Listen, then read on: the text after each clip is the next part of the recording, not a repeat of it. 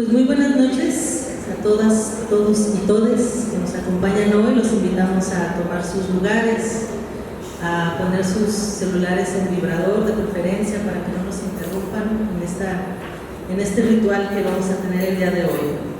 Yo me presento, yo soy Adiós al Futuro, artista multidisciplinaria, autora de la exposición que está aquí en el piso de arriba del proyecto Intersex.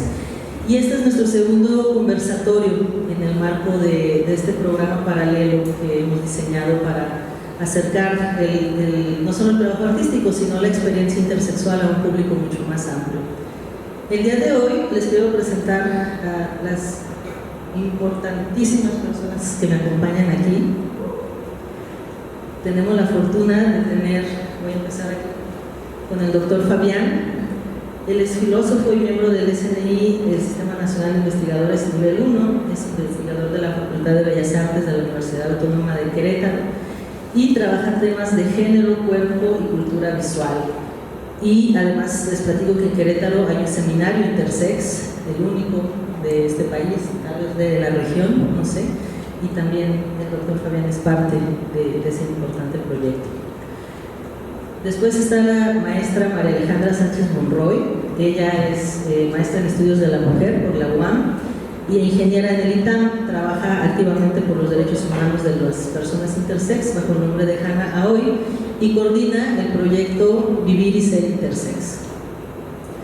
Y por último, presentarles a una gran aliada, a la doctora Eva Alcántara. Ella es licenciada en Psicología de la UNAM, es maestra en Estudios de la Mujer y doctora en Ciencias Sociales por la UAM, donde trabaja actualmente como docente y también es perteneciente al Sistema Nacional de Investigadores Nivel 1 y también es una importante colaboradora del proyecto Brújula Intersexual. Y bueno, antes de darles la palabra, les platico que esta mesa la nombramos Imaginar un Mundo Otro, acercamiento multidisciplinario desde la intersexualidad. Y justamente la idea es que cada uno desde nuestros activismos, que aunque pues hay muchas cosas en conjunto, también cada uno tiene como una línea de trabajo y la idea es pues justamente empezar nosotros a dialogar de qué es lo que hacemos en este trabajo de la visibilidad de la intersexualidad y luego ya abrir el diálogo con ustedes para pues charlar, es la principal intención. Entonces, pues muchísimas gracias a todos por acompañarnos y quiero empezar cediéndole la palabra al doctor Fabián. Muchísimas gracias a todos por estar acá. Yo voy a leer, ¿sí se me escucha? Más o menos. Sí, voy a leer algo muy breve como para iniciar la discusión. Empiezo con un epígrafe de Adiós al Futuro. La historia de la intersexualidad es la historia de la humanidad. Hermafrodita, andrógino, monstruo, intersexual. No importa cómo nos llamen, estamos aquí para cuestionar los límites que las sociedades se han autoimpuesto a través de los siglos. Fin del epígrafe. Pensemos la intersexualidad desde la lógica de la diversidad corporal, es decir, entendiéndola como una modulación particular de la variabilidad anatómica, genital, gonadal, hormonal y o genética que problematiza desde su propia materialidad la normalización de los cuerpos bajo la égida del binarismo sexogenérico. Un paradigma que produce sentido, se inscribe en los cuerpos y los torna legibles. Legibles, cabe aclarar, a la luz de la ecuación biopolítica de un cuerpo, un sexo, como decía Alice Weber, desplegada en una suerte de mercado cartesiano de una serie de diferencias claras y distintas en los cuerpos sexuados. En este sentido, me interesa pensar nuestras corporalidades como la encarnación de una diferencia que, paradójicamente, pone en entredicho la propia diferencia sexual. Un avatar de la diversidad corporal encarnado literalmente en el cuerpo sexual.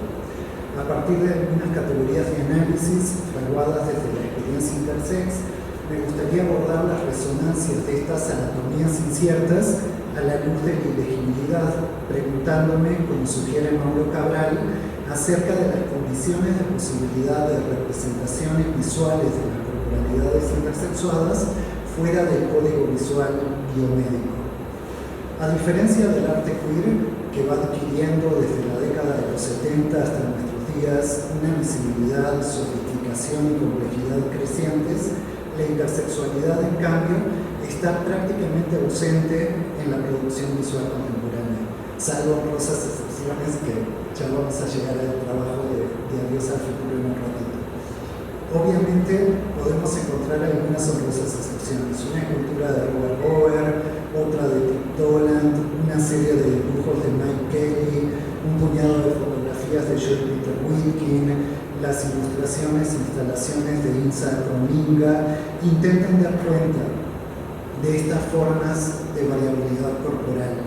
Sin embargo, parecen tener dificultades a la hora de producir representaciones de las corporalidades intersexuadas desmarcadas de las figuras canónicas del hermafrodita mitológico de la escultura helénica, del monstruo bicéfalo y bisexuado de la teratología medieval, del espécimen pseudohermafrodita de la medicina moderna o del ginandromorfismo bilateral del circense fenómeno de la naturaleza, ¿no? Los freaks de los sideshow. Entonces, como que el problema sería que la intersexualidad hasta muy recientemente solo ha sido figurada en el arte o en la cultura visual como el hermafrodita de la mitología griega o el monstruo de la teratología medieval o el espécimen pseudo-hermafrodita de la fotografía médica de la segunda mitad del siglo XIX o bien del freak del espectáculo circense. Pensemos en Freaks de Todd Browning, donde aparece un personaje hermafrodita que es la mitad de un sexo y la otra mitad del otro, ¿no? Que eso solo se da en insectos, moluscos, algunas aves, pero no en seres humanos, ¿no? Entonces ahí vemos las dificultades que tiene la propia cultura para imaginar corporalidades no binarias, por decirlo de alguna manera. Lo que podríamos llamar iatrogenia escópica, una suerte de mal de ojo que atraviesa las representaciones patologizadas de personas intersex, nos recuerda otros violentos procesos de espectacularización de cuerpos extraordinarios, conceptualizados desde los estudios críticos sobre la discapacidad en términos de infringement. Esto lo plantea Gaudenz Thompson. Se trata de una construcción social del freak o fenómeno de la naturaleza a partir de su puesta en escena, una práctica representacional ligada a la exhibición de cuerpos inusuales como entretenimiento circense, coetánea a la creación del espécimen hermafrodita como curiosidad científica a partir de la segunda mitad del siglo XIX. Estos mecanismos de especimenización accionan en tanto líneas de visibilidad una modelización de la variabilidad anatómica en el registro teratológico de la anomalía. Tanto freaks como hermafroditas, yo sé que el término está un poco pasado de moda, pero creo que hay que recuperar también la potencia crítica de la noción de hermafrodita, como también de la noción de freak, sobre todo de creep en la teoría creep por Schiller, ¿no? Creo que vale la pena enfrentarnos a esos términos un poco problemáticos. Entonces les decía, tanto freaks como hermafroditas hemos sufrido en nuestros cuerpos y subjetividades formas espectacularizadas de estigmatización. En este sentido, me parece crucial explorar los parecidos de familia entre el modelo social de la discapacidad y lo que podríamos entender desde el activismo intersex como un modelo social de la intersexualidad. Es decir, al igual que la diversidad funcional, la intersexualidad, en tanto variación de las características sexuales, es un problema social y no médico, o no exclusivamente médico. La mutilación genital intersex no es un procedimiento médico, sino un intento cruel e inhumano de hacernos desaparecer a fuerza de cortes y suturas. Bajo el eufemismo de cirugías de normalización genital, entre comillas, se esconde una forma espeluznante de violencia de género, una eugenesia sexual, patriarcal, heteronormada e interfóbica, legitimada al interior de la práctica clínica y del dispositivo de la sexualidad que le sostiene, operando bajo el modelo de los dos sexos. Prácticas de borramiento se inscriben tanto en la materialidad de nuestros cuerpos como en sus figuraciones patologizadas. Todo esto expresa una suerte de endocapacitismo, a falta de un mejor término. Hace más de 2 décadas, Alice Domurat-Dreger insistía en la necesidad de poner a circular imágenes no patologizadas de personas intersex como una de las tantas estrategias para superar lo que ella llamó la era de la cirugía, un modelo de medicalización forzada de cirugías normalizantes y tratamientos hormonales que inicia a mediados del siglo pasado con John Money y que se prolonga cruelmente hasta nuestro presente. Cierto estilo discursivo en el registro de las narrativas corporizadas y una práctica artística particular, cuestionadora de las tecnologías de género y sus dualismos sexogenéricos, esbozarán la reescritura del cuerpo hermafrodita a través de la mirada intersex, figuraciones no codificadas por el dispositivo biomédico ni sujetas a los efectos de verdad de las máquinas binarias de la modernidad. Las páginas que siguen pretenden desplegar a partir de estas coordenadas un acercamiento al proyecto intersex y a Dios al futuro, así como a su ancoraje en una formación discursiva particular. El libro intersexual, publicado por Editorial 17 en su serie Habitaciones en 2018.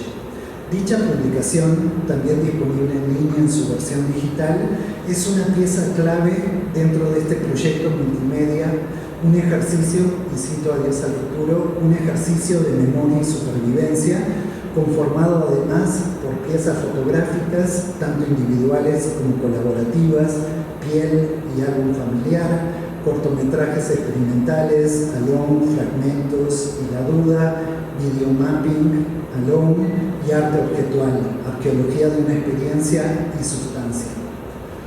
Proyecto Intersexual contó con el apoyo de la Secretaría de Cultura del Gobierno del Estado de Jalisco y con el apoyo del Fondo Nacional para la Cultura y las Artes a través del programa Jóvenes Creadores, edición 2016-2017. Más allá del por demás merecido reconocimiento institucional, cabe destacar la singularidad y significación de este proyecto, una suerte de objeto cultural fundacional en cuanto a la visibilización a través de la práctica artística de la condición intersex en México.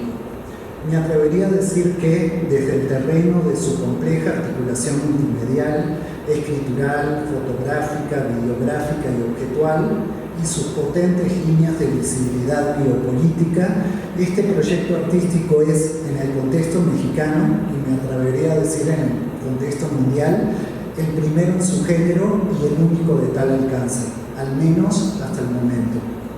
Obviamente, el proyecto artístico desplegado por ese así con mayúsculas y punto, otra forma en que Adiós al futuro se autonombra dentro de la narrativa en primera persona del libro intersexual, podría enmarcarse desde sus resonancias de sentido, sus afectos, sus redes y sus alianzas en el registro político del activismo intersex, tanto en México como más allá de sus fronteras.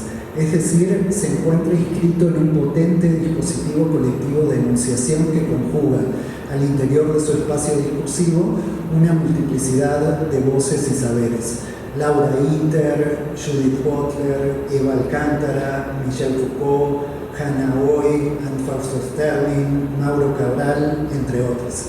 Y les quiero decir que me siento muy honrado y muy emocionado de estar con colegas y amigas que tienen mucho que ver con todo este trabajo, ¿no? Y con todo este dispositivo colectivo de enunciación en torno a la intersexualidad. Es decir, perdón, me perdí. Sin embargo, quisiera concentrarme no tanto en la parte política, sino en lo que podríamos llamar un poco pomposamente su dimensión estética. En este sentido, no creo que el proyecto artístico de Adiós al futuro pueda leerse como una especie de estetización de la violencia. Al contrario, creo que nos sugiere, más allá de la violencia ejercida sobre nuestros cuerpos y subjetividades, la posibilidad de pensar e imaginar nuestra condición intersex de otro modo, recuperando, a partir de una estrategia de reescritura, otras maneras de narrar y hacer visibles las vidas intersex, explorando nuevos marcos de inteligibilidad a partir de otros procesos de corporización. En definitiva, performando otras formas de encarnación de la belleza que resisten desde su precariedad a la violencia normalizadora del binarismo sexogenérico. Dos horizontes de sentido íntimamente articulados en el trabajo de Adiós al futuro accionan este proceso de reescritura de la experiencia intersex, la narración y la mirada. Pero cabe aclarar, no cualquier narración ni cualquier mirada. La singularidad de ambas se despliega en un espacio liminal, un entretejido no solo por un testimonio a contrapunto del discurso clínico, una narrativa intersex de supervivencia y resiliencia, sino también por la emergencia de una mirada intersex que se opone a la violencia desplegada desde la mirada biomédica sobre las corporalidades intersexuadas. En términos narratológicos, uno de los aspectos más estremecedores de esta narrativa corporizada es su carácter perturbadoramente paradojal. Siguiendo a Arthur Frank, podríamos decir sin dudas que el libro intersexual y también la narrativa intersex que está presente en Proyecto Intersex, aquí en el primer piso, nos interpela desde el relato de una narradora herida. Sin embargo, sus heridas no responden a una enfermedad, sino a la violencia patologizante de la institución hospitalaria, traducida en múltiples intervenciones quirúrgicas no consentidas, innecesarias e irreversibles, así como en tratamientos farmacológicos, tóxicos e indiscriminados. En este sentido, la historia de ese, o de Adiós al futuro, no es una historia sobre una enfermedad, sino una historia narrada a través de un cuerpo herido, siguiendo a Frank. Desde este lugar de enunciación, atravesado por la herida, Adiós al futuro construye un proyecto corporal como línea de fuga, como resistencia a una medicalización forzada, drogas ilegales, plantas sagradas, acupuntura, cirugía espiritual, homeopatía. Su relato evita caer en los lugares comunes, en el cliché del triunfo sobre la tragedia, en el final edificante y tranquilizador. Por el contrario, un final abierto, frente a la violencia normalizante del biopoder y sus tecnologías de género, operando en todos los registros de la vida como máquinas binarias y excluyentes, la historia de Adiós al futuro culmina, mientras su rostro emerge de las sombras, con una apuesta por sensibilizar y educar en la diferencia, una lucha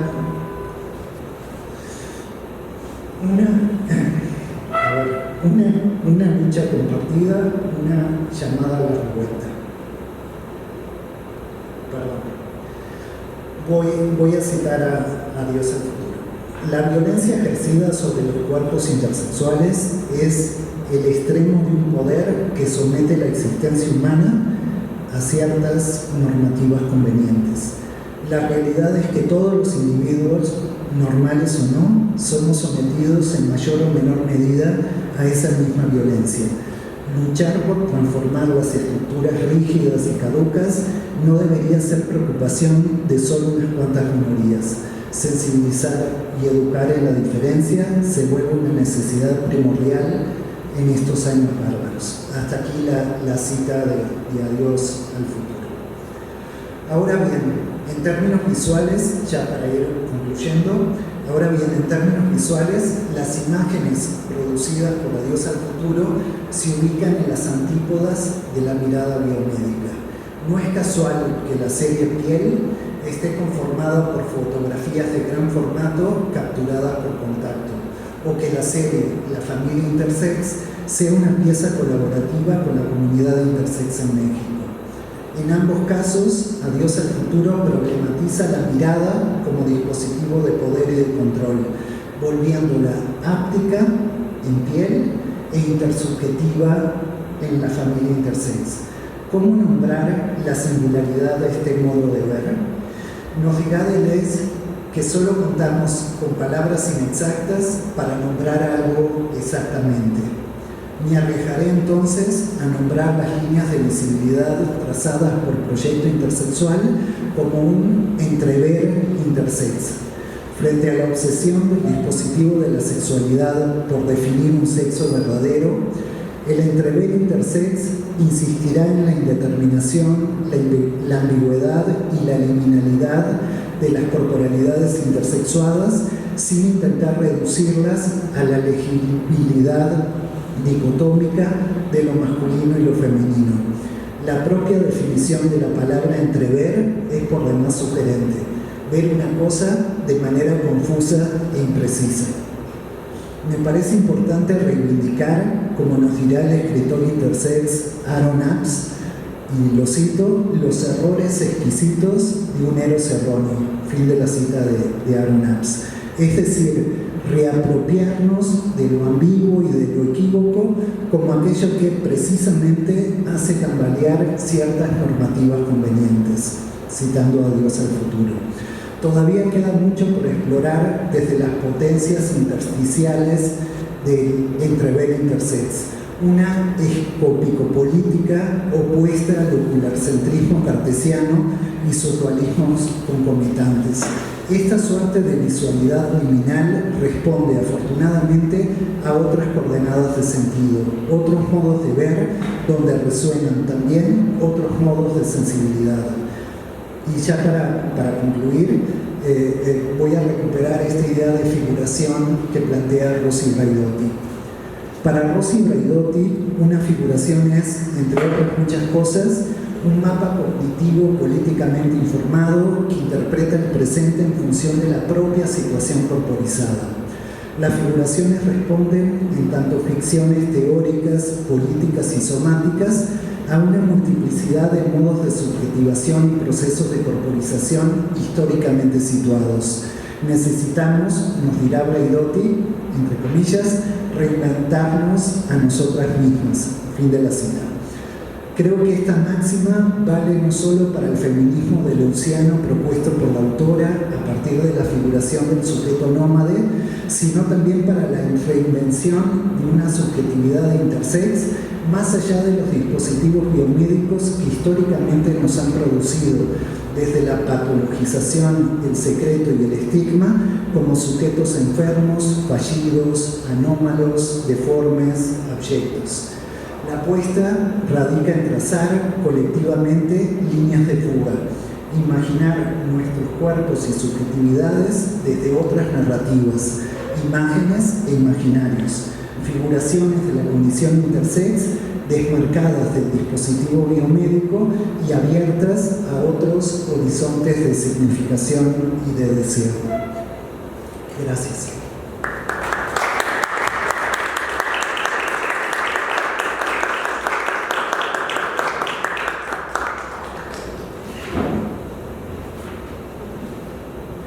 Muchas gracias, Fabián. La verdad es muy estimulante escuchar tus ideas. Me hiciste escribir varias cosas, formular algunas preguntas. Y me parece que, bueno, un poco para empezar a hablar de lo que yo traigo preparado también, de alguna forma yo quisiera primero hablar acerca de cuál ha sido el interés por el cual me he acercado al tema, para ser más exacta, la razón por la cual estoy en esta mesa y en tantas otras mesas antes que aquí.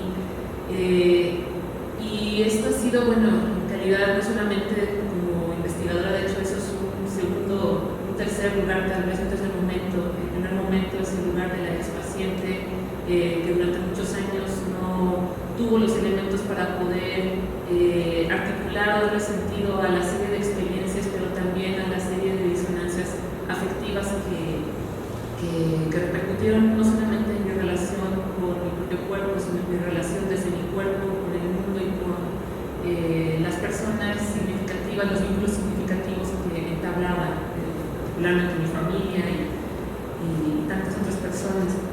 Y creo que lo que trato de decir es que el objetivo por el cual me resulta tan potente el trabajo de Adiós al Futuro y por el cual desde el primer momento en que me invitó a participar, no solo en esta mesa, sino en distintas instancias de su proyecto, ha sido el eco, el encontrarme reflejada, no necesariamente porque hayamos atravesado punto por punto las mismas experiencias, sino porque las experiencias que atravesamos nos condicionaron de formas similares.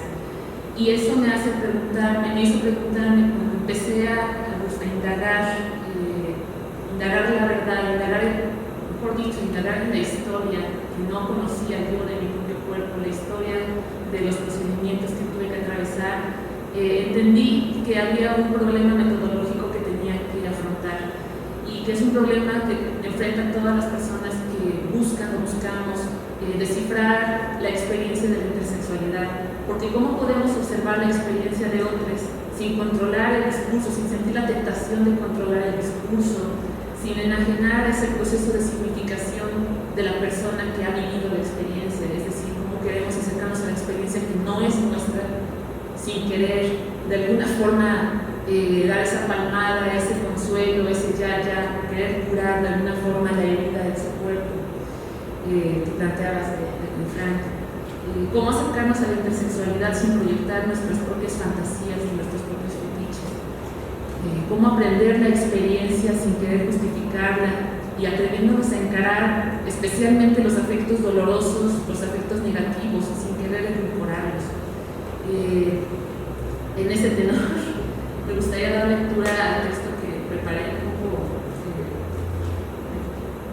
romántico, me gusta hacer esto a veces. La intersexualidad sigue representando, entrado ya este siglo XXI, empezando a madurar, una especie de acertijo amenazante que se pierde del mito. Hablar de la intersexualidad supone enfrentar la incredulidad ante la experiencia que se despliega ante nuestros ojos y superar la perplejidad y el prejuicio.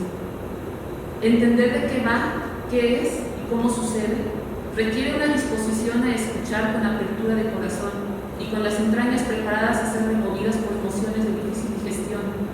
Todavía más, sitúa al testigo que asiste a esta revelación en el lugar conflictivo de considerar que la mano que afecta decisiva e irreversiblemente la existencia de quien es forzado a atravesar la experiencia de la intersexualidad es la mano a menudo beatífica y salvadora de un dispositivo de control de la sociedad, devenido policía, de un ideal mal llamado normalidad, al que podemos llamar género. Este dispositivo médico, como lo ha identificado Eva Alcántara, dispositivo médico de intersexualidad, suele poseer la única autoridad legitimada por todos nosotros integrantes de la sociedad, y cuando digo todos nosotros, incluyo. Eso nos convierte en cómplices de todo lo que habremos de renegar, una vez que comprendamos en carne propia, afectados por un saber que se nos ofrece a través de la obra de Adiós al Futuro, que la intersexualidad no es la anomalía de la diferenciación sexual que condena a un disciplinamiento de los cuerpos infantiles, sino todo aquello que sucede a partir de la mirada y la palabra del poder. Desafiemos, pues, el discurso dominante. Opongamos, aunque sea por hoy, aunque sea por esta noche, resistencia a las verdades que aceptamos y reproducimos sin chistar. Solo resistiendo a través de la palabra que sigue a la toma de conciencia, podremos hacer espacio para soñar un mundo donde la diferencia corporal, de una parte tan saturada de significados y expectativas, de exigencias y desencantos como lo son los genitales y la anatomía reproductiva, sobre lo que se instaura el régimen de control social llamado sexo, sea un horizonte de posibilidades y una actitud renovada y conciliadora hacia la expresión de la vida desde formas que no nos hemos todavía permitido soñar. Hablemos de la intersexualidad como experiencia y del poder de la palabra. La historiadora Joan Scott, al buscar el valor que pueda tener la experiencia, si es que algún valor puede tener, reflexiona sobre el origen de esa valía. La experiencia no emerge como una propiedad intrínseca de los individuos, contar la experiencia no pasa de ser un relato unidimensional. Sin embargo, la experiencia se vuelve significativa para los demás cuando ésta indica ese algo en común, cuando fijamos la mirada en el rasgo relacional, es decir, en los vínculos que tejemos con los individuos unos con otros y con el cuerpo de reglas, de creencias, de limitaciones y posibilidades de la sociedad y la época en la que nuestra existencia deviene. Dicho de otra manera, la experiencia dice algo significativo y con valor analítico, en función de la conciencia que tengamos de qué y cómo es que dicha experiencia llegó a sucedernos. En términos generales, la experiencia nos puede proporcionar elementos para una negociación construcción y satisfactoria, para una negociación constructiva y satisfactoria, ante la tensión que se produce en las relaciones que el mundo entabla con uno y viceversa. Sin embargo, la experiencia tiene un carácter eminentemente discursivo, es decir, precisa de una vía de expresión simbólica para poder ser inteligible, para poder ser comunicada y comprendida. He aquí el reto al que nos enfrentamos, porque el lenguaje supone una cierta capacidad para usarse y una cierta capacidad, pero sobre todo disposición, voluntad para interpretarse. ¿Qué pasa cuando hablamos de una experiencia que se gesta a partir de la mirada y juicio diagnóstico de nuestras características sexuales a edades en que no somos las personas que somos hoy día, cuando no existen los espacios y la escucha para la expresión de las emociones, de los temores y ansiedades? ¿Qué pasa cuando todo lo que hay ante la criatura sin capacidad de hablar debido a su tierna edad y ante unos padres obnubilados y atemorizados por la amenaza del rechazo del mundo hacia su hija o hijo, solo existe la burocracia del saber médico y el prejuicio compartido por todos los adultos en la habitación? Todos los adultos en la habitación. La experiencia de la intersexualidad es inefable, es difícil cuando no imposible de conocer para la misma persona que la vive en carne propia y como consecuencia de las acciones destinadas a normalizar el cuerpo sexual. Porque no existe un lenguaje al cual acercarse, del cual aferrarse para decir, esto me ha pasado, esto siento, esto creo, esto quiero. Es imprescindible que entendamos que la intersexualidad como experiencia no es algo que nos pase como individuos aislados, como anomalías, usando un término nuevamente, desafortunado término, como anomalías aisladas, como negligencia médica aislada. Es algo que nos pasa como grupo, como familias, porque aprendimos y repetimos que niños y niñas para llegar a ser hombres y mujeres como lo esperamos, lo exigimos como sociedad, deben poder hacer ciertas cosas con sus genitales y más aún no deben poder hacer ciertas otras. Pero poder llegar a decirlo así exige, requiere de una reflexividad y una conciencia excepcionales, con una potencia vital que rompa el silencio y se apodere de las palabras, de los símbolos, que se apodere pues del lenguaje negado, del lenguaje para nombrar lo negado. Muchos no logran romper el silencio y languidecen, un poco como dice Mauro Cabral, en la resignación de vivir según la voluntad de la providencia, de vivir su malestar según la voluntad de la providencia, o de buscar la mal llamada salida más fácil. Y por cierto, a ellos, a los que viven en silencio resignado, dedico estas palabras en la esperanza de que también puedan encontrar eco, y a ellos, los que hoy descansan en el gran silencio, y que lamentablemente no son pocos, honro con amor y respeto su descanso. Los sujetos de la intersexualidad, nosotros, que llevamos encarnado el trauma de una experiencia violenta legitimada médica y socialmente en los años de la formación de nuestra identidad y de la conformación de nuestro ser en el mundo, somos sujetos del no ser, como lo menciona Dios al futuro en las páginas finales de Libro Intersexual. No somos sujetos homogéneos, poseedores de una identidad determinada por nuestros rasgos físicos, alterados o no, por la mano quirúrgica, sino sujetos heterogéneos sometidos a un silencio que habilita y corrobora el saber que rige nuestros cuerpos, los cuerpos de todos y cada uno de los aquí presentes, el saber inequívoco supuesto como verdad inobjetable del sexo en el cuerpo. Eso que llamamos sexo, pero que es, para variar, otro dispositivo de control que engendra al género y también justifica lo que nos debe suceder para ser aceptados como hijos de la raza humana.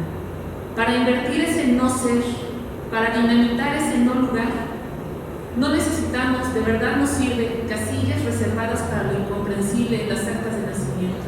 No somos ni nos interesa ser el tercer sexo. Invertir esa negación implica afirmar el derecho, los derechos que tiene cualquier otra persona y cualquier otra criatura.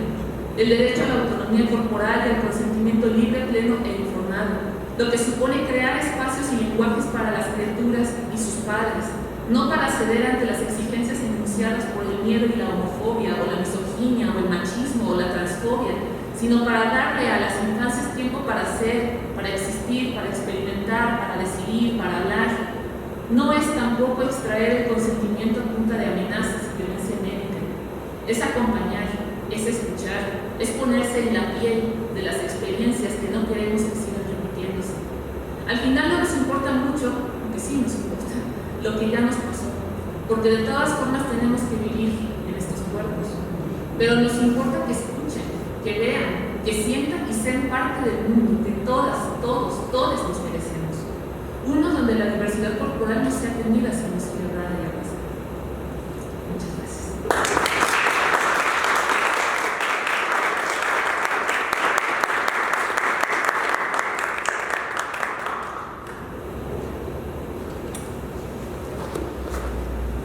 Muchísimas gracias por acompañarnos en esta mesa. Seguimos con la doctora Eva.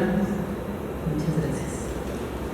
Sí, muchísimas gracias. Estoy pues muy agradecida de compartir esta mesa hoy con Analiza el Futuro, con Fabián Jiménez, con Hanna ahora.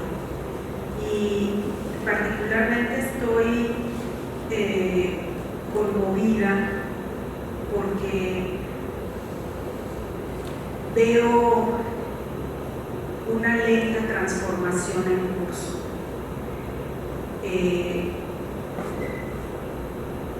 Quizá yo necesito explicar un poco cómo es que llegué a este tema intersex, para explicar por qué estoy conmovida el día de hoy al compartir esta mesa. Yo estudié en la UAM Xochimilco, donde ahora soy profesora, el doctorado en Ciencias Sociales. Y en ese momento decidí regresar a una experiencia que me había atravesado profundamente cuando hice el servicio social de la licenciatura en Psicología en el Instituto Nacional de Pediatría de la Ciudad de México. Ahí, en ese instituto, yo fue donde comencé a conocer las experiencias de las personas que nacen con variaciones en sus características sexuales, y que en ese momento existía con toda contundencia esa nominación que ahora se ha tratado de desaparecer o difuminar, que es la clínica de intersexo.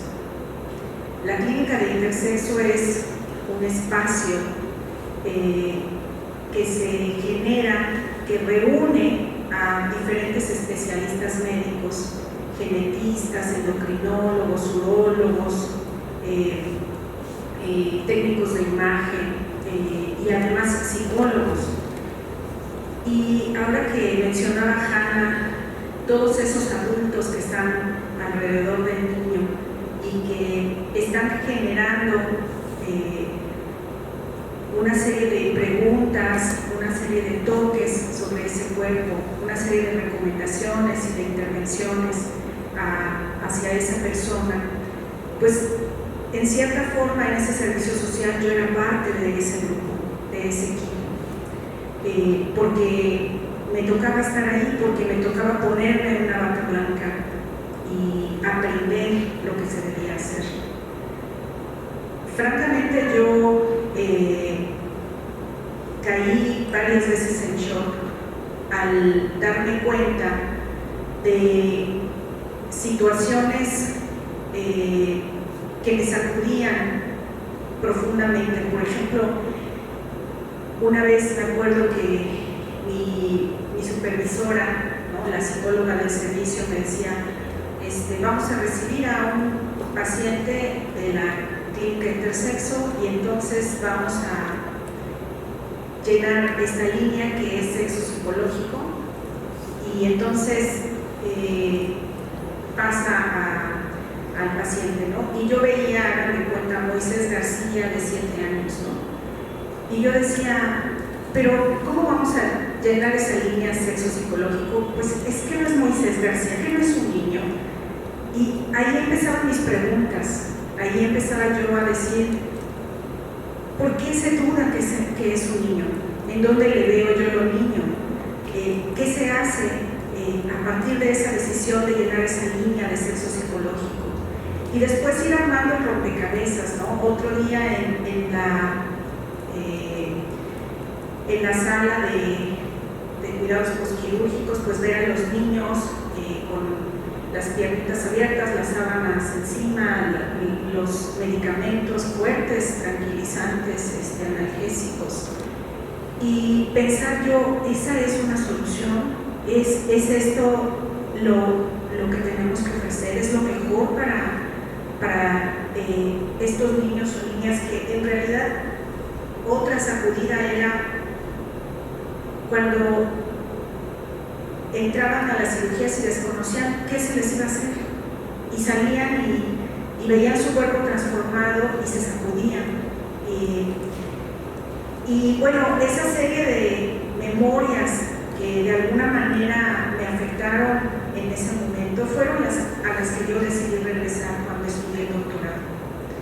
Y realmente fue difícil entrar a los hospitales, fue difícil el año que estuve cursando dentro del hospital, pues una estancia como practicante en una clínica, pero al mismo tiempo en ese momento al hospital al que yo entré, que fue el Hospital Infantil de México, Federico Gómez, pues la clínica estaba en un momento importante porque estaban cambiando, bueno, estaban a punto de cerrar su ciclo los médicos que llevaban muchos años atendiendo y que ya se iban a jubilar.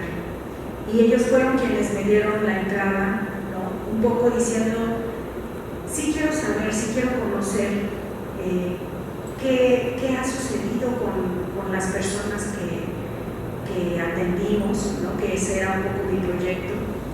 Y después, cuando yo logré hacer pues ese año de prácticas y empecé a conocer ahora desde otro lugar, desde ya no un lugar de servicio social, de practicante, sino pues más un lugar desde la psicología, pues ya más profesional, y tomar decisiones y verme sacudida de nuevo por esa otra clínica de intersexo, ¿no?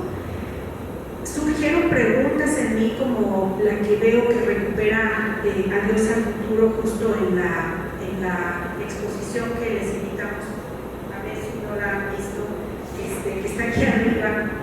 Ella recupera esta pregunta: ¿en dónde estaba la intersexualidad? ¿En el lenguaje codificado del expediente clínico? ¿En el infante que con frecuencia desconocía su diagnóstico? ¿En la mirada de los angustiados padres? ¿En la crueldad de la respuesta social? Y ese tipo de preguntas, esa en específico aparece en la tesis de doctorado, pues son preguntas que han generado un trabajo que pues ya se acerca a los 20 años. Y puedo decir que al inicio, ¿no?, y de ahí realmente estoy conmovida en este momento, porque al inicio, pues lo que yo alcanzaba a mirar, pues apenas eran esas experiencias de los niños. Yo buscaba quizá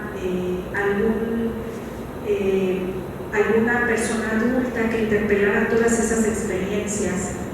Los médicos, debo decir que a quienes yo preguntaba si habían escuchado a alguna persona adulta que le hicieron esos procedimientos de niña, cómo los tomaba ahora esa persona, ellos me decían: no, doctora, esas son gringadas, aquí no pasa, aquí todo está bien.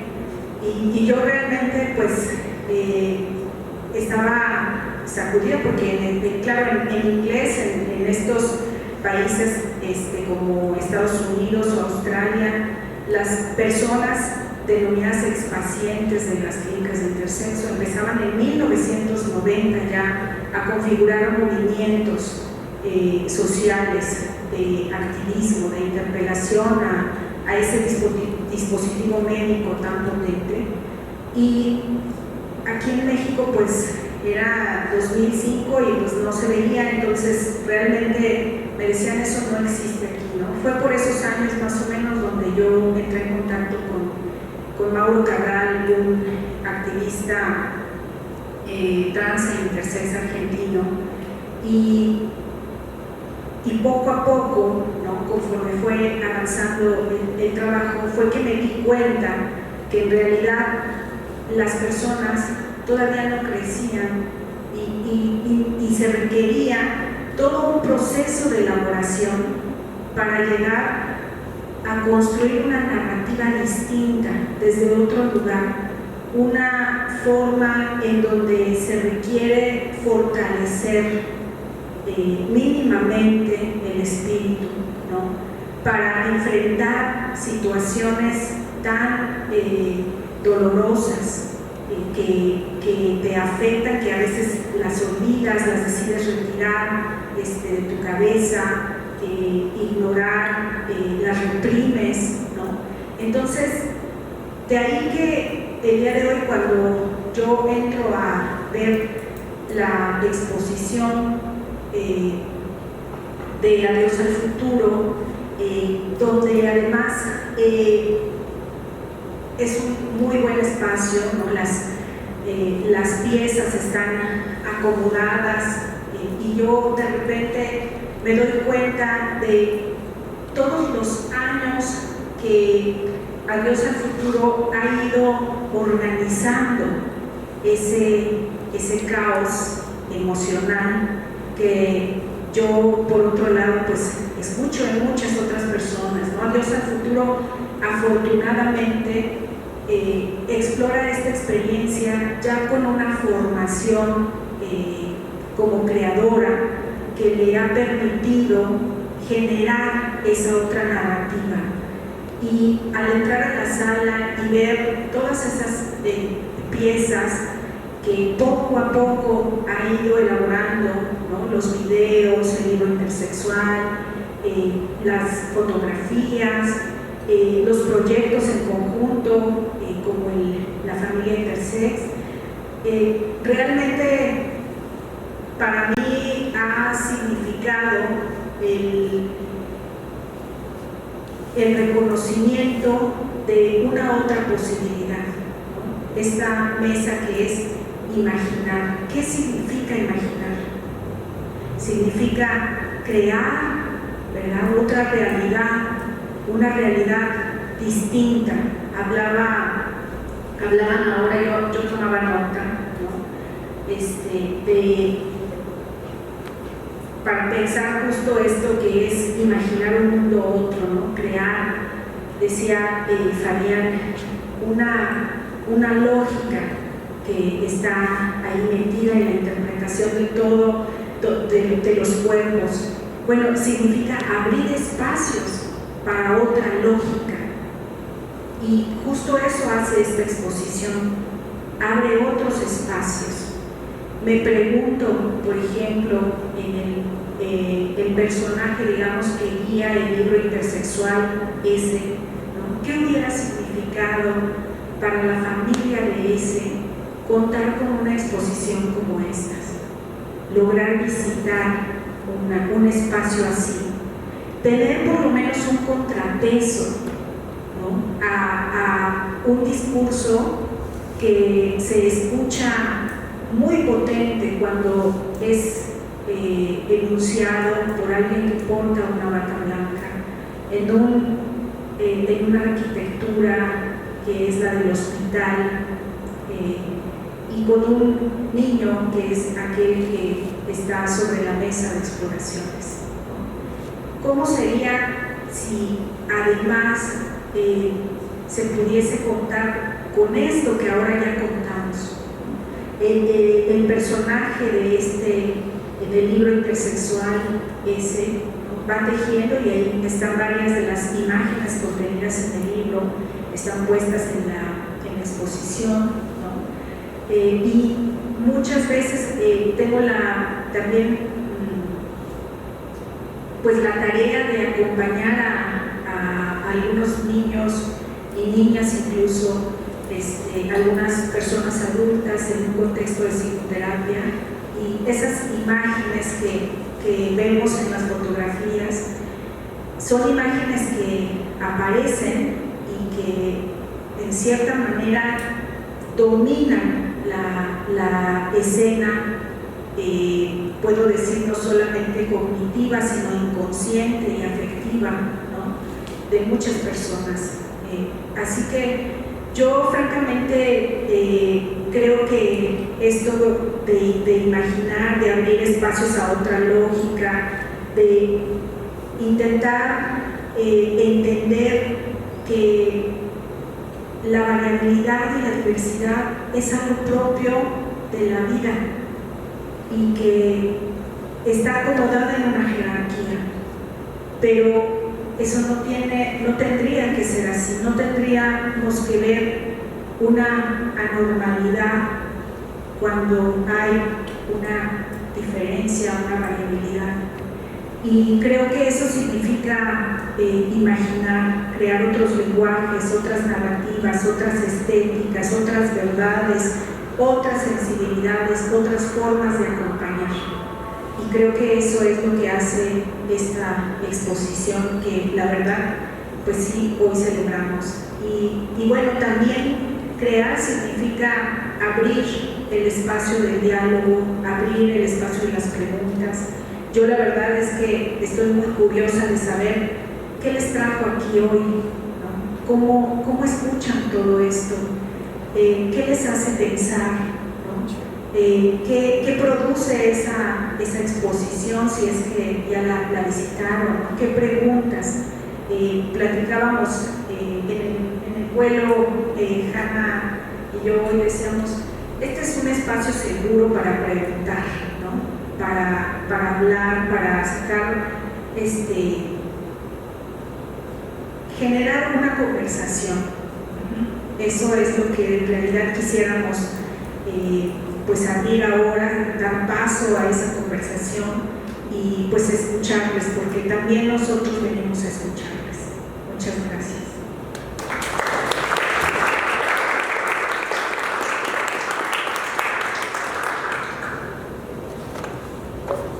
Pues muchísimas gracias, Eva, gracias, Hanna, Fabián, por acompañarme aquí.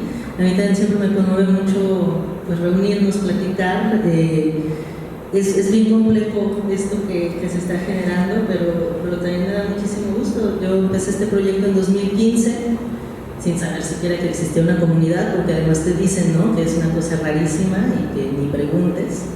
Pero resulta que sí, hay una comunidad en México, y aunque tal vez todavía no es muy visible por todas estas situaciones que hablamos aquí, pues va creciendo. Y aunque en el activismo puede sonar que somos muy poquitos, creo que el activismo intersex ha dado unos pasos tremendos en estos últimos 10 años, digamos.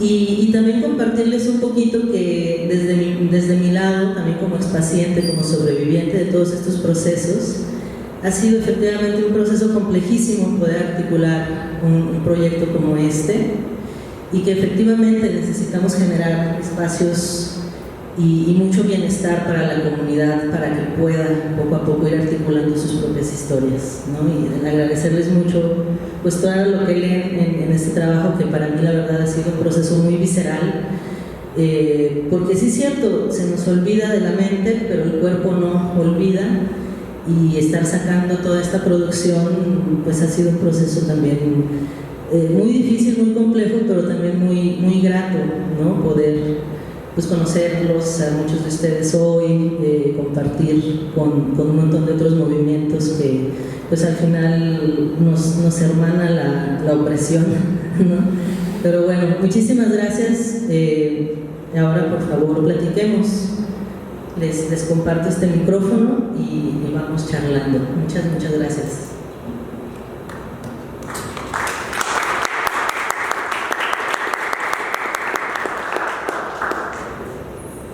O si no, es que está muy cortito el cargo. Pueden lanzarnos sus preguntas, estamos aquí en cortito todos. Yo tengo una duda. ¿Desde qué año ha habido un registro de operaciones hechas a personas intersex? Pues ¿Desde ese campo? hasta donde sabemos, no, o sea, hay un número, ¿no?, que dice que entre el 1 y 2% de la población nace con variaciones. Es un estudio que hizo Fausto Sterling en Estados Unidos y que considera algunos diagnósticos asociados, pero la realidad es que no existe un registro. Muchas veces se ocultan los diagnósticos. Apenas en esta década empezaron a salir como los primeros instrumentos, ¿no?, para tratar de, pues sí, justo de llevar un registro, ¿no? La verdad es que no existe, o no sé, alguien que quiera compartir. Sí, una de las cuestiones que dificulta hacer una estimación real, una de varias, es, por ejemplo, en términos de cirugías, o sea, pensando que las cirugías pudieran ser un indicador para poder decir cuántos nacimientos, cuántas personas intersex hay. La realidad es que muchas cirugías no son registradas como lo que pueden ser necesariamente como microectomías o microplásticos, como las registran, sino que en realidad son registradas de otras formas. O sea, ¿qué trato de decir? No es posible generar un censo porque no hay un registro propiamente de los tipos de procedimientos a los que son sometidas sobre todo las infancias, porque en realidad, si bien es cierto que son procedimientos que otras personas adultas pueden experimentar, pero no necesariamente personas intersex, la realidad es que como esto se da en un contexto en el que se busca mantener mucha privacidad, se busca mantener mucho el silencio, pues sí, es conflictivo. La estimación que hizo Fausto Sterling acerca del 1.7%, que en realidad es una, ¿cómo se puede decir? Le bajó un poco a una estimación inicial que había hecho varios años antes del 4% de las personas. Tiene mucho que ver con el aspecto biomédico, es decir, como dijo ese futuro, o sea, la estimación se hizo con base en un muestreo de diagnósticos, aquí ni siquiera de cirugía, sino de diagnósticos, pero es un espectro o un paraguas muy amplio, porque, por ejemplo, podríamos estar hablando de un concepto muy particular como ambigüedad genital y no todas las personas intersex necesariamente van a tener esa descripción. Y la realidad es que aquí surge la pregunta, y por eso mi énfasis cuando hablo del problema metodológico de aproximarnos a la intersexualidad, porque entonces ¿de qué estamos hablando cuando hablamos de intersexualidad? En los tratados médicos usualmente vamos a encontrar, sobre todo los tratados médicos de la segunda mitad del siglo, el concepto de estado intersexual es algo que se limita a un puñado de diagnósticos muy específicos y que podrían consistir en un porcentaje de población realmente muy pequeño, o sea, bueno, realmente muy pequeño, depende de que estamos hablando, uno de cada 4.500 nacimientos, tampoco es tan pequeño. Pero este es un paraguas que se amplía bastante cuando comprendemos que intersexualidad no es necesariamente el diagnóstico como tal, sino la experiencia médica que busca corregir, esa es la palabra que se utiliza, que busca corregir la anomalía respecto a la expectativa del cuerpo para poder ser aceptablemente masculino o aceptablemente femenino. Y si no encaja dentro de esas expectativas, es cuando sobrevienen las intervenciones. Entonces, sí es un problema poder llegar a una cifra que tenga contentos a todo el mundo. La cifra de Fausto Sterling, por ejemplo, fue muy disputada por el estamento médico, que justo su argumento era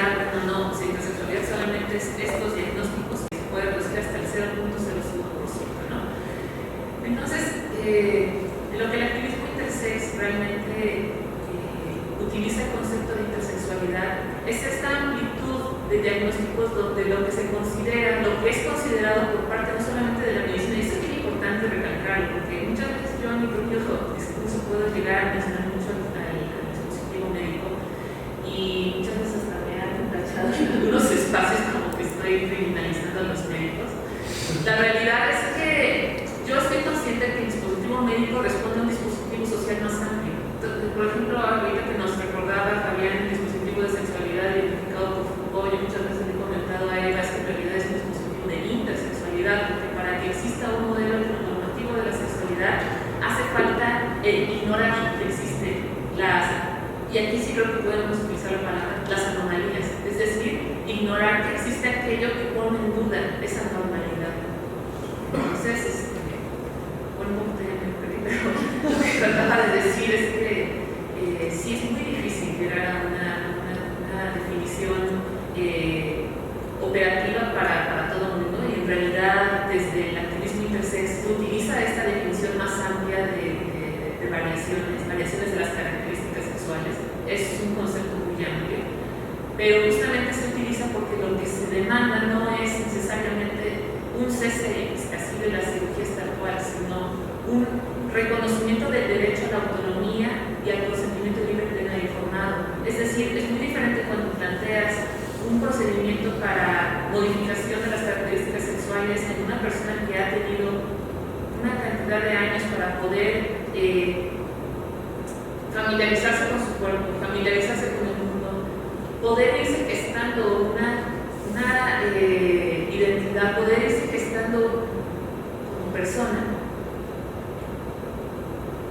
que proponer una batería de procedimientos en una criatura que en realidad está bajo la responsabilidad de unos padres que están a su vez aterrorizados ante la perspectiva de que su hijo sea señalado como diferente, de raro, hermafrodita y sea víctima del acoso, ¿no? Que en realidad es un problema muy real. Pero lo que trato de decir es que justamente al no existir los espacios para poder abordar estos problemas y solucionarlos de una manera que no precise el adecuamiento, la intervención del cuerpo de esa criatura a la sociedad, a las expectativas de la sociedad, bueno, ese es el objetivo del activismo, en cierta forma, ¿no? Y por esa razón es que el concepto de intersexualidad tiene una escala tan amplia, pero sí, lamentablemente no existe una estadística en ese sentido. Sí, bueno, más bien quisiera introducir también una cierta perspectiva histórica para pensar el tema de las cirugías, en el sentido de que estas cirugías se inician en Estados Unidos más o menos a mitades del siglo pasado, 1950, por ahí, cuando se está configurando lo que sería la primera clínica de intersexualidad, que es un modelo que después se va a globalizar en el mundo, y que antes de eso las personas que nacían con variaciones en las características sexuales no eran intervenidas quirúrgicamente. Yo recientemente estoy como muy interesada en ver ese antes. Por ejemplo, en México recientemente encontré este libro del doctor Gregorio Marañón, un médico de ascendencia española, mexicano, que publicó un libro, Los estados intersexuales, en 1951. Y ahí pues se ve, por ejemplo, cómo las personas eran identificadas cuando estaban en la edad juvenil, sobre todo, o sea, por ejemplo, las chicas que no menstruaban y que iban a consultar por eso, por ahí de los 16 años, ¿no? O las personas ya más adultas que tenían su primera relación sexual y se preguntaban por qué no puedo tener una penetración.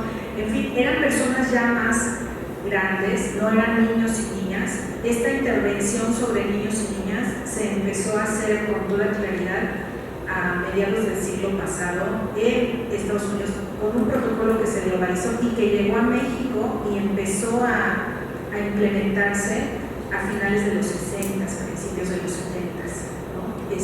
Entonces, hoy día también hay que decirlo, y creo que es muy importante afirmarlo.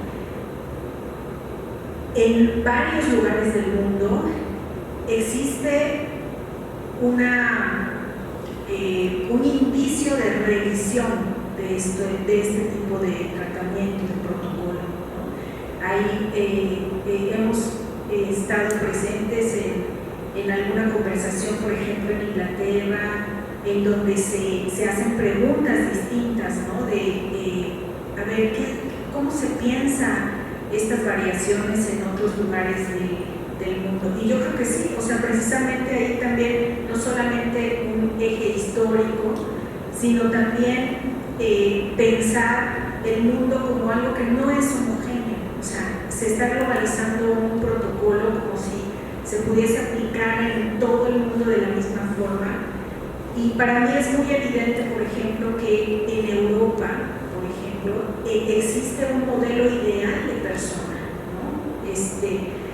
Y de repente a mí me ha sorprendido mucho pues cómo el hombre o la mujer tienen que ser altos, delgados, blancueros, ¿no?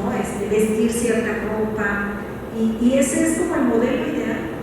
Y en cambio en países como el nuestro creo que hay mucha mayor apertura a la diferencia, a la diversidad, ¿no? Hay otras formas de acoger esa diferencia. Entonces creo que introducir esos dos ejes, por ejemplo, para pensar las cirugías, sí es algo fundamental.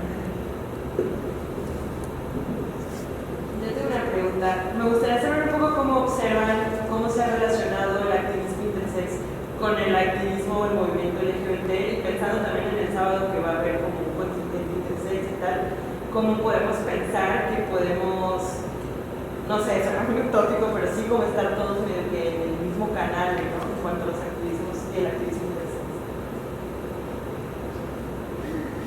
Así es posible, ¿no? Pues cada movimiento político creo que tiene un montón de problemáticas y de decisiones y de cosas, ¿no?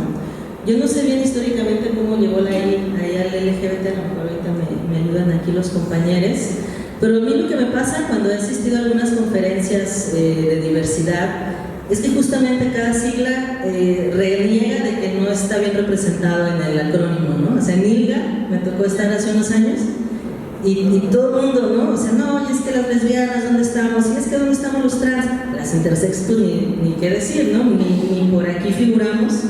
Entonces, justamente yo me he dado la tarea aquí en Guadalajara, en específico con el Pride, y ellos se han dado también a la tarea, la verdad, de acercarse al proyecto, ¿no? Y creo que eso es importante.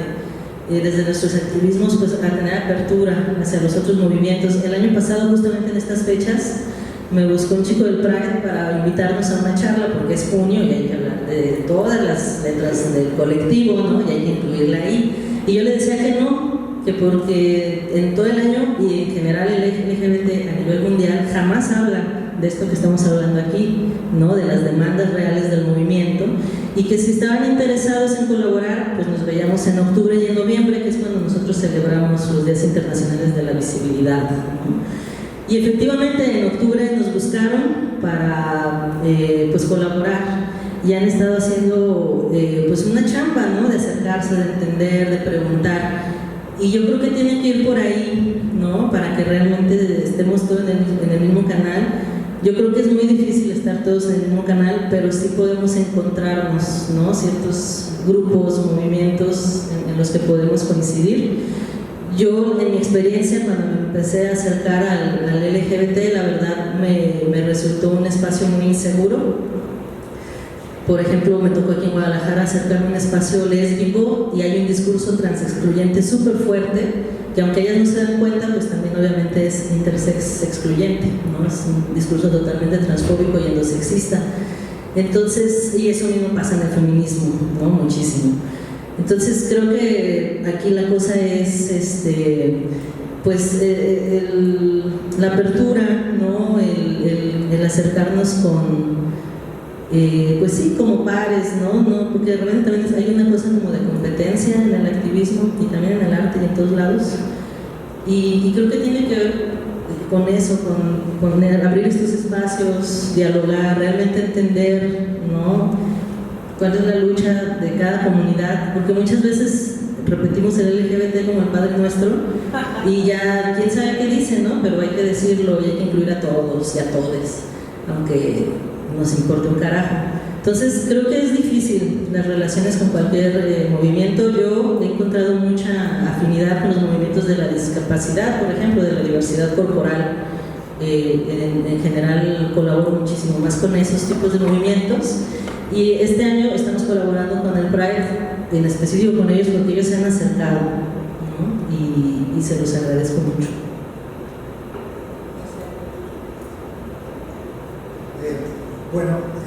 Yo les confieso, soy una persona intersex, pero no soy activista como las personas que aquí me rodean. No me siento así un activista con la trayectoria y la potencia crítica de las personas que acá me acompañan. Yo hago una suerte como de activismo académico un poco trasnochado, pero bueno, el punto es que yo lo que creo que hay en común es la violencia ejercida sobre la comunidad de la disidencia sexual y de la diversidad sexual y la violencia que sufrimos las personas intersex, ¿no? Entonces yo creo que un punto en común es cómo esta sociedad produce violencia de género, ¿no? Produce acoso sexual, feminicidios, formas brutales de violencia de género, y entre esas transfeminicidios, en fin, no vamos a enlistar todas las formas de violencia que son brutales y son muchísimas, y yo creo que dentro de esas violencias la mutilación genital intersex entra dentro de esas formas brutales de violencia de género, ¿no? Entonces creo que si algo hay en común, ¿no? Que yo creo que hay más cosas, pero quizás un primer punto es, bueno, ¿qué pasa con una sociedad que produce y normaliza violencia de género, ¿no? Entonces creo que por eso es importante este diálogo, como plantea Dios al futuro, con la diversidad sexual, pero también con la diversidad funcional y con la diversidad corporal, ¿no? Porque finalmente cualquier forma de diversidad, sea sexual, corporal o funcional, ¿no? Si los cuerpos se ven diferentes o funcionan diferentes o desean fuera de la norma, ¿no? Sufren violencia, ¿no? Entonces yo creo que eso nos hermana y nos genera como ciertas complicidades y ciertas alianzas que son súper importantes, ¿no? Entonces yo lo vería por ese lado, ¿no? Porque finalmente los cuerpos intersex son cuerpos no binarios, ¿no? Y no es un tema de que nosotros hayamos decidido devenir, ¿no? En procesos de corporización como cuerpos no binarios, simplemente así nacimos, ¿no? Pero eso creo que tiene mucho que ver con otras luchas también vinculadas a lo queer, a lo trans. Si revisan la conferencia que da al Colegio de Psicoanalistas Paul Preciado también parte de la experiencia intersex, de la experiencia de cuerpos no binarios, para imaginar también otras alternativas a este sistema de la diferencia sexual, a este sistema de los dos sexos, ¿no? Esta idea, esta invención moderna, ¿no? De que solo existen dos sexos y que esos dos sexos funcionen en un marco heteronormativo y patriarcal, ¿no? Entonces, digo, en ese sentido, yo siento que desde la propia experiencia intersex, digo, la heteronorma, el patriarcado, la diferencia sexual, a nosotros es como que nos hablaran en chino, ¿no? Porque nuestra propia experiencia vital transita por otras coordenadas, ¿no? Nuestra propia experiencia corporal, nuestro propio deseo no se construye desde la diferencia sexual. Entonces creo que por eso la posibilidad de establecer diálogos con diferentes formas de la diversidad, ¿no? Sí las disidencias sexuales, pero también la diversidad funcional, ¿no? La discapacidad, que creo que también, por eso yo hablaba de una especie de endocapacitismo, ¿no? Así como hay una cultura capacitista que no puede entender otros cuerpos que funcionan de otra manera, ¿no? Que es un poco como la crítica desde los estudios críticos sobre la discapacidad a una cultura capacitista.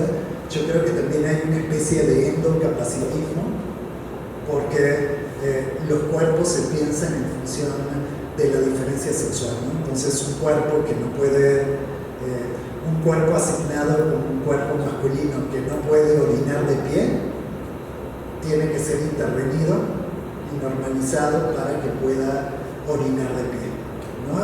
Si se dan cuenta es una locura, ¿no? Que la gente pase por 10, 15, 20 cirugías brutales a lo largo de su infancia, su adolescencia, su vida adulta, simplemente para que su cuerpo funcione de acuerdo a la norma y pueda orinar de pie, y pueda usar un baño de hombres y pueda orinar de pie. Digo, ¿por qué tanta violencia intentando que un cuerpo asignado como un biocuerpo masculino pueda orinar de pie, ¿no? Si se dan cuenta, eso es literalmente endocapacitismo, ¿no? Y es una especie de normalización brutal de los cuerpos simplemente para que respondan a este modelo binario, dicotómico del dimorfismo sexual, que aparte tiene que ver con cómo pensamos que funcionan los cuerpos, ¿no? Los cuerpos masculinos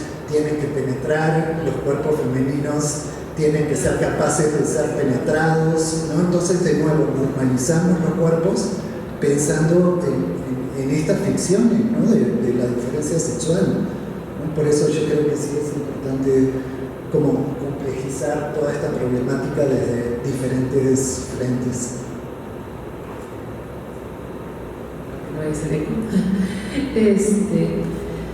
Un poco desde la experiencia que me ha tocado, digamos, de colaborar con otros colectivos, creo que en algún momento mi reclamo era por qué las cosas tenían que ser así, y no era una propuesta de cómo mejor hacerlo de otra forma, ¿no? O sea, cómo colaborar mejor. Creo que justo la experiencia que describe Adiós al Futuro es un ejemplo de cómo sí, o sea, y creo que por un lado, como dice Fabián, hay una gran cantidad de ejes estructurales que atraviesan las experiencias de las personas intersexuales de la misma forma que atraviesan las experiencias no solamente del colectivo LGBTQ+, sino yo lo veo también de muchos otros colectivos en distintas formas.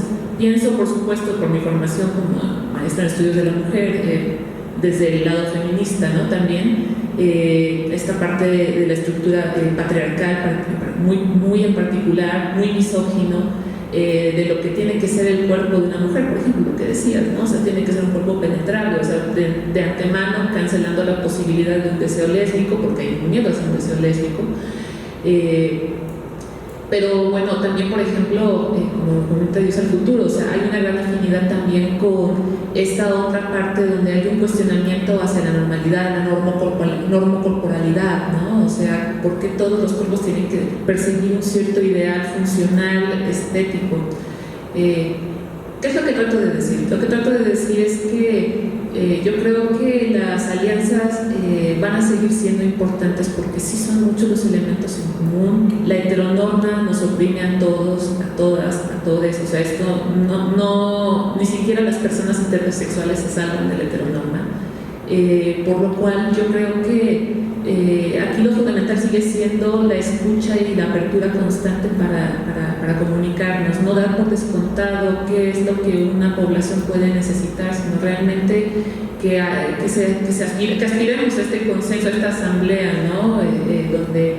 Donde las necesidades de las personas desde sus diversidades corporales y experienciales puedan ser integradas en una serie de demandas y reflejadas en derechos que materialmente se defiendan y se respeten. Entonces yo creo que no hay ninguna duda de que la intersexualidad se beneficia mucho de estar marchando al lado de la población LGBTQ+, y viceversa. Creo que ahí hay un vínculo que es inseparable, más allá de que haya muchas personas intersex que puedan identificarse como cisgénero, como heterosexuales. Creo que al final de cuentas, insisto, la heteronorma nos limita a todas las personas. Entonces, en mi opinión, es muy importante, por ejemplo, esta marcha del próximo sábado, ¿no? El hecho mismo de poder estar ahí presentes como contingente, de poder estar acompañando y ser acompañados, o sea, me parece que indica un camino que tenemos que seguir haciendo, la verdad, pero cómo construirlo, yo creo que con el tiempo, o sea, insisto, es muy importante no dar por descontado cuáles son las necesidades de la otra población y escuchar, estar atentos a esas necesidades. No sé si querías aportar algo, ¿verdad? Sí, gracias. Creo que la importancia de pensar la intersexualidad en el cruce con el movimiento LGBT+, radica básicamente en que fortalecemos una perspectiva del mundo que valida la diversidad sexual y que tiene que ver con pues, la presencia de identidades de género múltiples, con la presencia de orientaciones sexuales múltiples, de formas de desear y de ser, ¿no? Que van más allá de estas formas homogéneas que siempre empuja el sistema neoliberal, porque hay que decirlo, ¿no? O sea, estos aparadores de tiendas rosas y azules y jugueterías divididas para los pasillos de las niñas y los niños, o sea, cómo en múltiples lugares se empuja, ¿no? a mantener esta fantasía de organización dicotómica y binaria. Entonces, creo que en ese sentido, pues el reconocer justo estas violencias de género y estas crueldades sociales de todos aquellos deseos, formas de ser que no atraviesan por esa hegemonía y que están en la periferia y que están siendo oprimidos en ese sentido, pues creo que es muy, muy importante, digamos, ahí la alianza. Recordar nada más que la intersexualidad, y eso creo que es algo bien importante a trabajar con el movimiento LGBTQ+, la intersexualidad en sí misma no es una identidad de género, y eso es bien importante recordarlo porque, déjenme decirles, ya llevamos como 3 iniciativas de ley que intentan poner la experiencia intersexual como la justificación para abrir una tercera casilla, como diciendo, a ver, aquí caben las mujeres, aquí caben los hombres y todos los demás bichos raros allá, ¿no? A la tercera casilla. Y dices, bueno, no, o sea, estamos hablando entonces que la intersexualidad no es en sí misma una identidad de género, que por supuesto las personas intersexuales tienen identidades de género como todas las demás personas, ¿no? Y si quieren esa identidad de género que se mantenga como femenina, hegemónica, masculina, no binaria, o sea, es que entran en todo el abanico, ¿no? Como cualquier persona. Orientaciones sexuales, lo mismo, no es una orientación sexual en sí misma, ¿no? Aunque por supuesto las personas que nacen con variaciones en las características sexuales, pues tienen una configuración de su deseo singular, particular, ¿no? Hacia hombres, hacia mujeres, hacia ambos, en fin, o sea, también pensar eso y pensar más bien que cuando hablamos de intersexualidad hablamos de variaciones en las características sexuales. Por eso ahí está la clave, ¿no? Por eso hablaban mis compañeros de justamente la diversidad corporal y el cruce que hay con los movimientos de discapacidad, ¿no? Porque el cuerpo pues está puesto en primer término, ¿no? Entonces sí pensar en estas, digamos, tres categorías que además se han vuelto las categorías protegidas en el sistema de derechos humanos. Más, creo que estamos mudando, digamos, un paradigma identitario de lo LGBTQ+, que todavía funciona para varias cosas, pero estamos mudando hacia otro paradigma que protege, más allá de identidades, protege formas de ser, formas de desear, formas de existir, formas de tener el cuerpo, ¿no? Que son categorías protegidas de identidad de género, orientación sexual, características sexuales. Y en ese mundo, digo, en ese sentido nos encaminamos a un mundo de democracia radical, ¿no? Un mundo de reconocimiento mutuo. Entonces, bueno, yo solamente quería agregar eso, pues decir que todas las políticas LGBT+, creo que son de beneficio no solamente para las personas intersex, sino para los seres humanos en su conjunto, ¿no? O sea, creo que tenemos que empezar a entender eso. ¿Alguien más que nos quiera compartir? Bueno, yo quiero primero felicitarlos a todos por su valentía, sean los intersexuales, las personas, todos, por la valentía, porque creo que no se comprende lo que no se conoce. Y simplemente el término intersexual causa muchísima confusión. Yo leí las memorias de Pauline Marwan hace muchos años, leí la de Michel Foucault, vine a ver ya 2 veces la exposición que desde los primeros días me llamó la atención, vine la vi con más calma, con más detenimiento, pero hago la prueba con la gente que me rodea, de todas las identidades de género, de todas las orientaciones sexuales, simplemente al preguntarles, ¿qué entiendes? ¿Has escuchado el término intersexual? Pues no. Gente de diferentes estratos o intelectuales, niveles socioeconómicos distintos, no saben toda esta problemática. Entonces, felicidades por darlo a conocer. Ojalá que se sume más gente para que sea visible, se pueda comprender algo que no se conoce.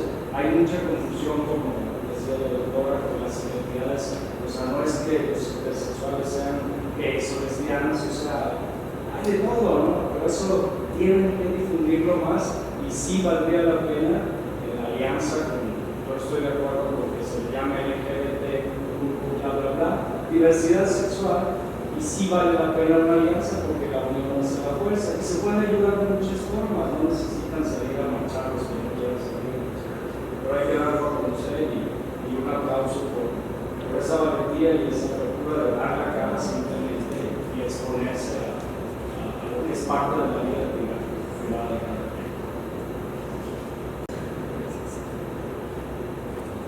¿Alguien más, compañeros? Tenemos todavía 10 minutitos. Aprovechen. ¿Cómo consideran, si es que consideran que ha cambiado el contexto para las infancias intersex de hoy? ¿Para qué, perdón? Para las infancias intersex de hoy.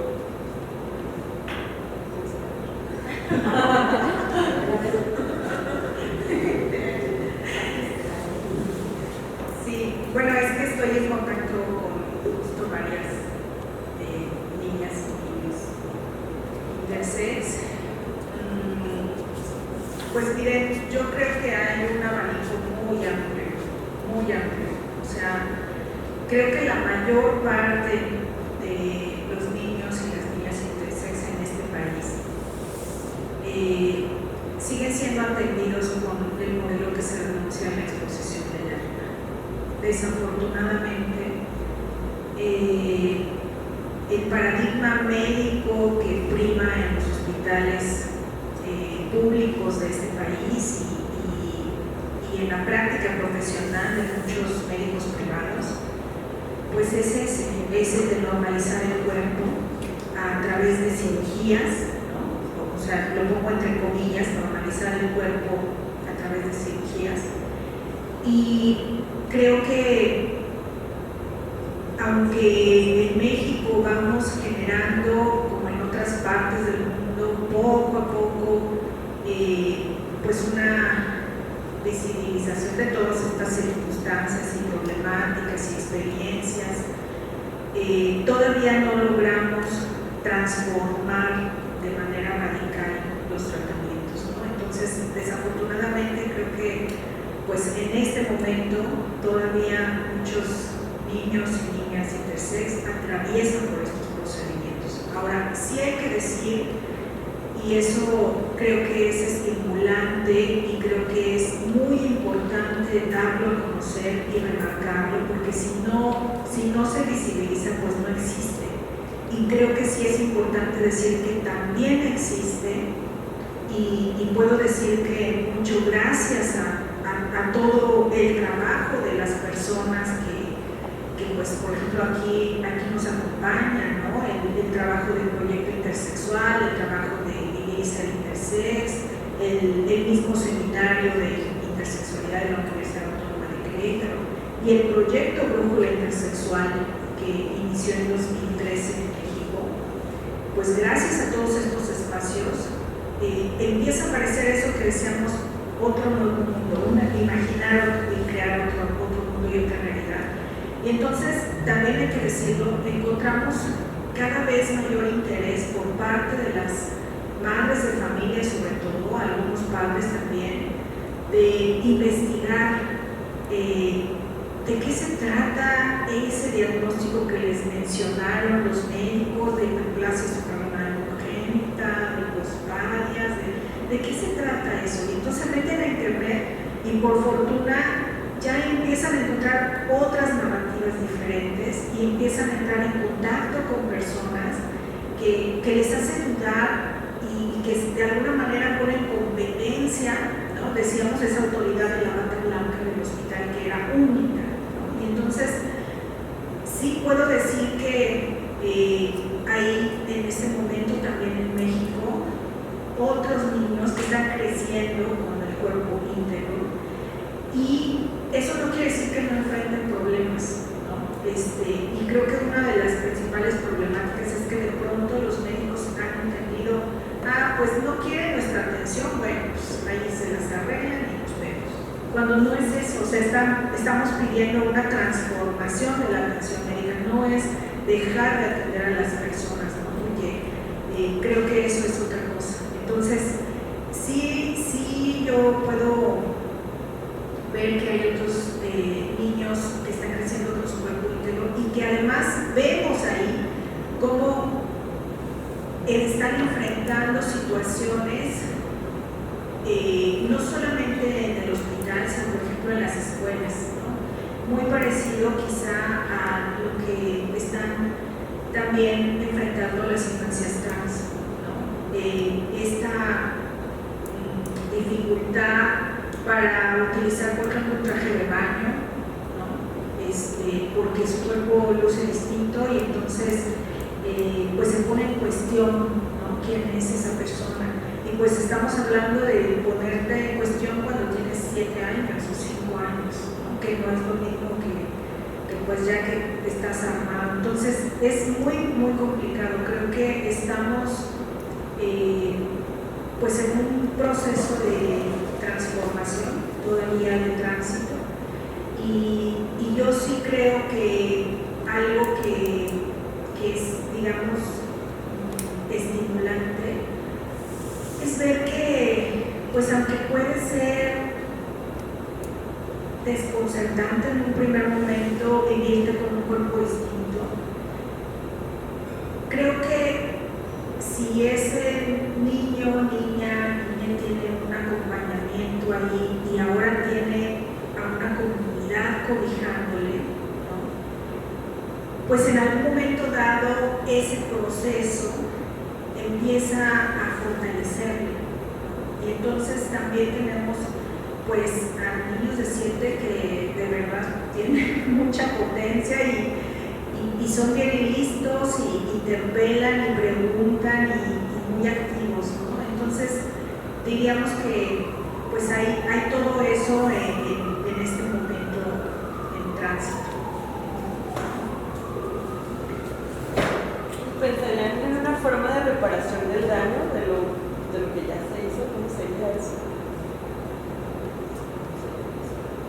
Pues una de las demandas del colectivo justamente también está ahí, ¿no? Sí necesitamos cambiar las prácticas por toda la gente que viene, pero también qué vamos a hacer con todos los que estamos aquí, ¿no? Sí, es súper importante también esa parte. Hay algunas referentes a nivel internacional de gente que ha demandado a sus médicos o al Estado y hay por ahí algunos referentes, pero en general pues nada, ¿no? Es como, ya borrón y cuenta nueva, ¿no? Y con los médicos pasa lo mismo. Aquí uno de los grandes aliados de la diversidad, el doctor Villarroel, por ejemplo, en Soquipan, él fue un médico que hizo estas cirugías, ¿no? Entonces ha sido muy interesante estar en contacto con él porque hay una gran tensión, ¿no? El campeón de la diversidad enfrentándose a un expaciente además de su hermano, ¿no?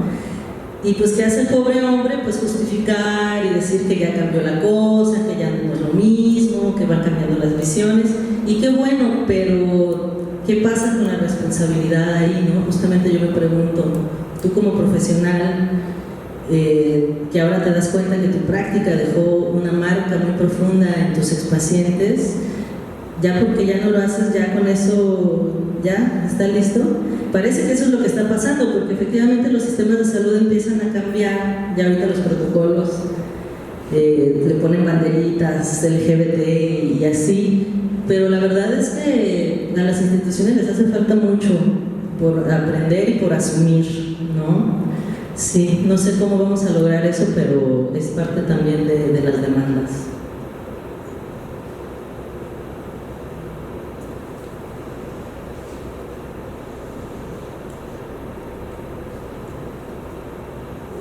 Quizá yo agregaría un poquito a esto que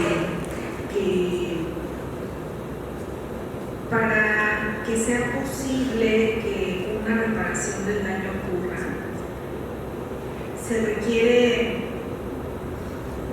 una estructura que permita que ese proceso se lleve a cabo. Y eso significa un equipo de abogados, significa un peritaje médico y significa llevar un caso específico como estos que mencionaba Andrés al futuro, ¿no? Hasta la Corte Interamericana. Y esos son procesos largos que llevan muchos años y que requieren también dinero. Y que en el momento en el que se puede dictaminar, por ejemplo, en una institución como la Corte Interamericana sobre una situación de esta naturaleza, pues se crea jurisprudencia, se crea un antecedente, y eso es muy importante, ¿no? Entonces, pues ahí estamos en la búsqueda de aliados y aliadas. Entonces, casos tenemos para aventar para arriba, así que si ustedes conocen o son abogados, o tienen dinero para apoyar estos procesos, pues contáctenos, porque estamos realmente buscando, ¿no? cómo llevar estos casos. Entonces, sí hay pues el interés de que eso se haga, pero sí se requiere fortalecer toda una estructura para que ese proceso realmente pueda ser llevado a cabo. Volvemos a la palabra clave, hay que visibilizar primero para que vaya permeando las capas de la sociedad y haya un apoyo. No, y falta hablar de muchas cosas. Como sociedad no tenemos la más mínima educación sexual, ¿no? Entonces no diferenciamos peras de manzanas, y desde ahí, ¿no? ¿Cómo les hablas de todos estos temas si ni siquiera entienden pues cómo se configura, ¿no? el sexo, género, todo lo que hay alrededor? Falta muchísima educación en nuestros países. Sí.